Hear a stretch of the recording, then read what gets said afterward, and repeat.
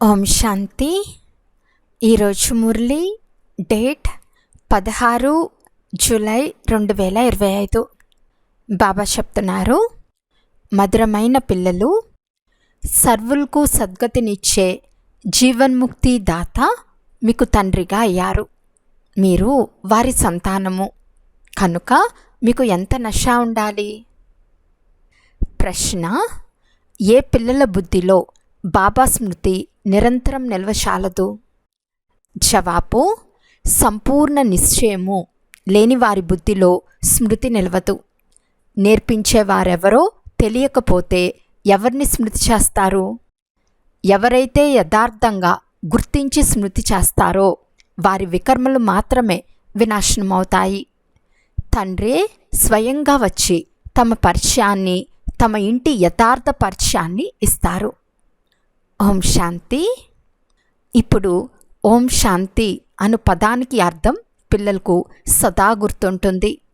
నేను ఆత్మను, నా ఇల్లు నిర్వాణ ధామము లేక మూలవతనము. పోతే భక్తి మార్గంలో పురుషార్థం చేసే మనుషులకు తాము ఎక్కడికి పోవాలో తెలియదు. సుఖము ఎందులో ఉందో, దుఃఖం ఎందులో ఉందో ఏమీ తెలియదు. యజ్ఞాలు, జపతపాలు, దానపుణ్యాలు, తీర్థయాత్రలు మొదలైనవన్నీ చేస్తూ మెట్లు దిగుతూనే వచ్చారు. ఇప్పుడు మీకు జ్ఞానం లభించింది కనుక భక్తి సమాప్తమైపోతుంది.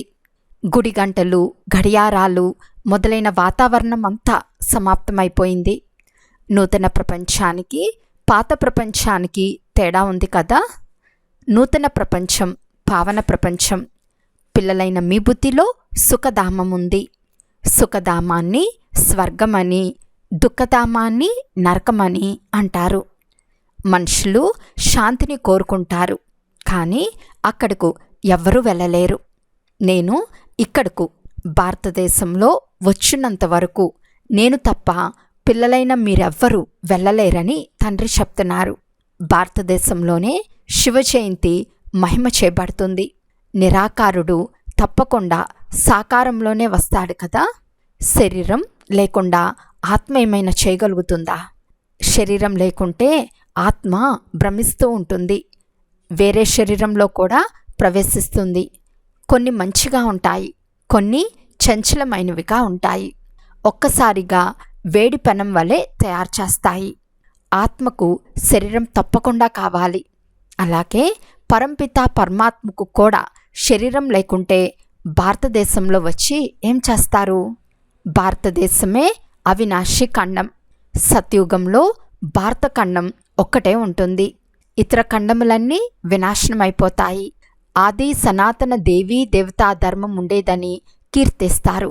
వీరు ఆది సనాతన హిందూ ధర్మం అని చెప్పేస్తారు. వాస్తవానికి ప్రారంభంలో హిందువులెవ్వరూ లేరు, దేవీ దేవతలే ఉండేవారు. యూరోప్లో ఉండేవారు తాము క్రైస్తవులమని చెప్తారు, యూరప్ ధర్మమని చెప్పారు. హిందూస్థానంలో ఉండేవారు హిందూ ధర్మమని అనేస్తారు. ఎవరైతే దైవీ ధర్మంలో శ్రేష్టంగా ఉండేవారో వారే 84 జన్మలు వస్తూ ధర్మభ్రష్టులుగా అయిపోయారు. దేవతా ధర్మానికి చెందిన వారే ఇక్కడకు వస్తారు. ఈ నిశ్చయం లేకుంటే ఈ ధర్మం వారు కాదని అర్థం చేసుకోండి. భలే ఇక్కడ కూర్చుని ఉన్నా వారికి ఏమాత్రమూ అర్థం కాదు. అక్కడ ప్రజల్లో ఏదో తక్కువ పదవిని పొందుకునే వారిగా ఉంటారు. అందరూ సుఖశాంతులను కోరుకుంటారు. అది సత్యుగంలో జరుగుతుంది. అందరూ సుఖధామంలోకి వెళ్ళలేరు. అన్ని ధర్మాల వారు తమ తమ సమయాలలో వస్తారు. అనేక ధర్మాల ఈ వృక్షం వృద్ధి పొందుతూ ఉంటుంది. ముఖ్యమైన కాండము దేవీ దేవతా ధర్మం. తర్వాత ముఖ్యమైనవి 3 కొమ్మలు. స్వర్గంలో ఈ కొమ్మలు ఉండవు. ద్వాపర యుగం నుండి నూతన ధర్మాలు వెలువడతాయి. దీనిని వెరైటీ మానవ వృక్షమని అంటారు. విరాట రూపం వేరే. ఇది వెరైటీ ధర్మాల వృక్షం. రకరకాల మనుషులున్నారు. ఎన్ని ధర్మాలున్నాయో మీకు తెలుసు. సత్యుగం ఆదిలో ఒకే ధర్మం ఉండేది. నూతన ప్రపంచం ఉండేది. వెలుపల వారికి కూడా భారతదేశం ప్రాచీన స్వర్గంగా ఉండేదని, చాలా ధనవంతంగా ఉండేదని తెలుసు. అందుకే భారతదేశానికి చాలా గౌరవం లభిస్తుంది. ఎవరైనా ధనవంతులు పేదవారిగా అయితే వారిపై జాలి కలుగుతుంది కదా. పాపం భారతదేశం ఎలా అయిపోయింది? ఇది కూడా డ్రామాలోని పాత్ర. అందరికంటే ఎక్కువ దయాసాగర్లు ఈశ్వరుడే అని అంటారు. వారు భారతదేశంలోనే వస్తారు. పేదలపై ధనవంతులే జాలి చూపుతారు కదా. తండ్రి అనంతమైన ధనవంతుడు, శ్రేష్టాతి శ్రేష్టంగా తయారు చేయవారు. మీరు ఎవరి పుత్రులుగా అయ్యారో ఆ నష కూడా ఉండాలి. మనము పరంపిత పరమాత్మ శివుని సంతానము. వారినే జీవన్ముక్తి దాత, సద్గతి దాత అని అంటారు. జీవన్ముక్తి మొట్టమొదట సత్యుగంలో ఉంటుంది. ఇక్కడ ఉండేది జీవన బంధనము. భక్తి మార్గంలో బాబా మమ్మల్ని బంధనం నుండి విడిపించండి అని పిలుస్తారు. ఇప్పుడు మీరు అలా పిలవరు. జ్ఞానసాగరుడైన తండ్రియే మీకు ప్రపంచ చరిత్ర భూగోళాల సారంను అర్థం చేయిస్తున్నారని మీకు తెలుసు. వారు జ్ఞానసాగర్లు. నేను భగవంతుడు కాదని ఇతను అంటే బ్రహ్మ స్వయంగా చెప్తున్నారు. మీరు దేహం నుండి భిన్నంగా దేహీ అభిమానులు కావాలి. పూర్తి ప్రపంచాన్ని, తమ శరీరాన్ని కూడా మర్చిపోవాలి. ఇతను భగవంతుడు కానే కాదు. వీరిని బాప్ దాదా అని అంటారు. తండ్రి సర్వశ్రేష్ఠులు. ఇది పతిత పాత శరీరం. మహిమ కేవలం ఒక్కరిదే. వారితో యోగం జోడించినప్పుడే పావనంగా అవుతారు. లేకుంటే పావనంగా ఎప్పుడూ అవ్వలేరు. చివర్లో లెక్కాచారం సమాప్తం చేసుకుని శిక్షలు అనుభవించి వెళ్ళిపోతారు. భక్తి మార్గంలో హంసో సోహం అను మంత్రంను వింటూ వచ్చారు. నేను ఆత్మ, సో పరంపిత పరమాత్మ. సో నేను ఆత్మ, నేనే పరమాత్మ, పరమాత్మనే నేను. ఈ తప్పు మంత్రమే పరమాత్మ నుండి విముఖంగా చేస్తుంది. తండ్రి చెప్తున్నారు, పిల్లలు, ఆత్మలైన మేమే పరమాత్మ అని అనటం చాలా తప్పు. ఇప్పుడు పిల్లలైన మీకు వర్ణాల రహస్యం కూడా అర్థం చేయించబడింది. మనమే బ్రాహ్మణులము, మళ్ళీ మనమే దేవతలుగా అయ్యేందుకు పురుషార్థం చేస్తున్నాము. తర్వాత మనమే దేవతలుగా అయ్యి మళ్ళీ క్షత్రియ వర్ణంలోకి వస్తాము. మనము 84 జన్మలు ఎలా తీసుకుంటామో, ఏ కులంలో తీసుకుంటామో ఎవరికీ తెలియదు. మనమిప్పుడు బ్రాహ్మణులమని మీరు అర్థం చేసుకున్నారు. బాబా బ్రాహ్మణుడు కాదు, మీరే ఈ వర్ణాల్లో వస్తారు. ఇప్పుడు బ్రాహ్మణ ధర్మంలో దత్తుపుత్రులుగా అయ్యాము. శివబాబా ద్వారా ప్రజాపిత బ్రహ్మకు సంతానంగా అయ్యాము. నిరాకార ఆత్మలు వాస్తవానికి ఈశ్వర్య కులానికి చెందిన వారని కూడా మీకు తెలుసు. మీరు నిరాకార ప్రపంచంలో ఉండేవారు. తర్వాత సాకార ప్రపంచంలోకి వస్తారు. పాత్రను అభినయించేందుకు రావాల్సి వస్తుంది. అక్కడి నుండి వచ్చి మనం దేవతా కులంలో 8 జన్మలు తీసుకున్నాము. తర్వాత క్షత్రియ కులంలో వైశ్య కులంలోకి వెళ్తాము. పిల్లలు, మీరు ఇన్ని జన్మలు దైవీ కులంలో తీసుకున్నారు. తర్వాత ఇన్ని జన్మలు క్షత్రియ కులంలో తీసుకున్నారు అని తండ్రి అర్థం చేయిస్తున్నారు. ఇది 84 జన్మల చక్రం. మీకు తప్ప ఈ జ్ఞానం మరెవ్వరికీ లభించదు. ఈ ధర్మానికి చెందిన వారే ఇక్కడికి వస్తారు. రాజధాని స్థాపన అవుతూ ఉంది. కొందరు రాజారాణులుగా, కొందరు ప్రజలుగా అవుతారు. Suryavanshi Lakshminarayana the first, second, third 8 సింహాసనాలు నడుస్తాయి. తర్వాత క్షత్రియ ధర్మంలో కూడా ఫస్ట్, సెకండ్, థర్డ్ ఇలా నడుస్తూ ఉంటుంది. ఈ విషయాలన్నీ తండ్రి అర్థం చేయిస్తారు. జ్ఞానసాగర్లు వచ్చినప్పుడు భక్తి సమాప్తమైపోతుంది. రాత్రి సమాప్తమై పగలు ప్రారంభమవుతుంది.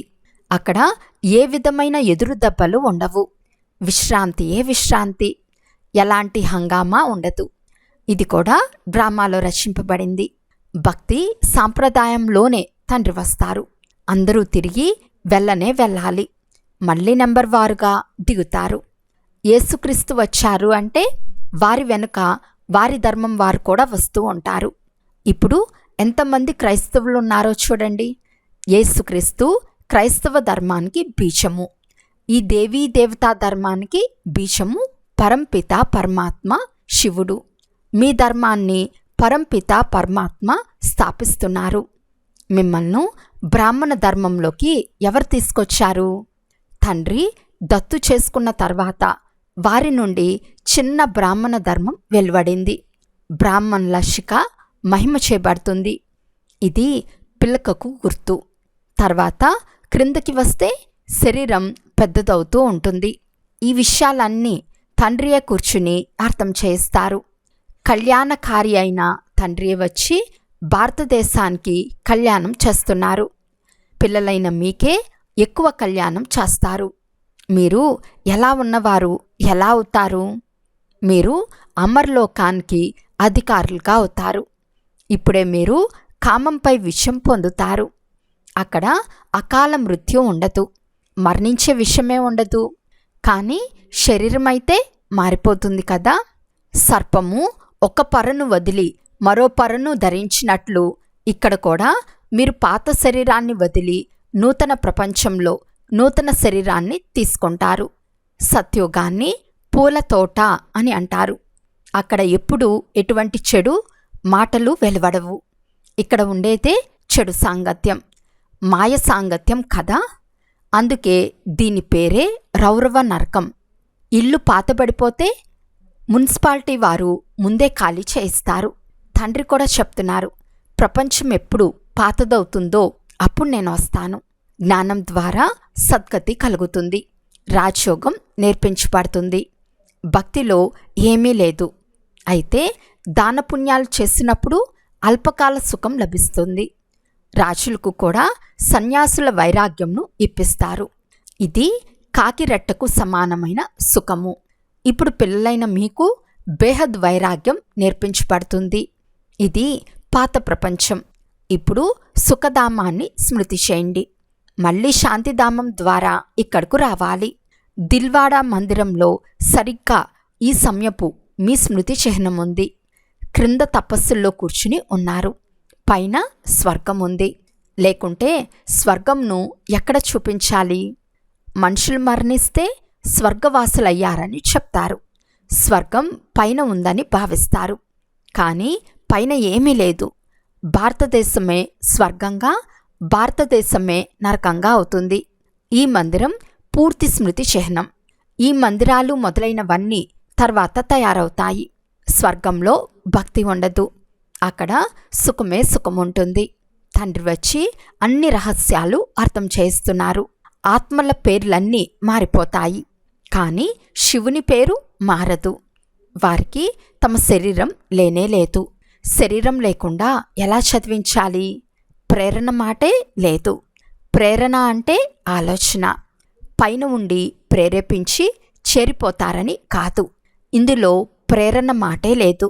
ఏ పిల్లల్లో తండ్రి పరిచయం పూర్తిగా ఉండదో, పూర్తి నిశ్చయం ఉండదో, వారి బుద్ధిలో స్మృతి నిలవనే నిలవదు.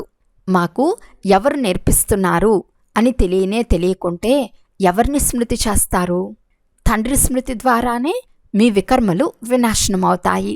ఎవరైతే జన్మజన్మలుగా లింగంనే స్మృతి చేస్తూ వచ్చారో వారు లింగంనే పరమాత్మ అని, ఇది వారి చిహ్నమని భావిస్తారు.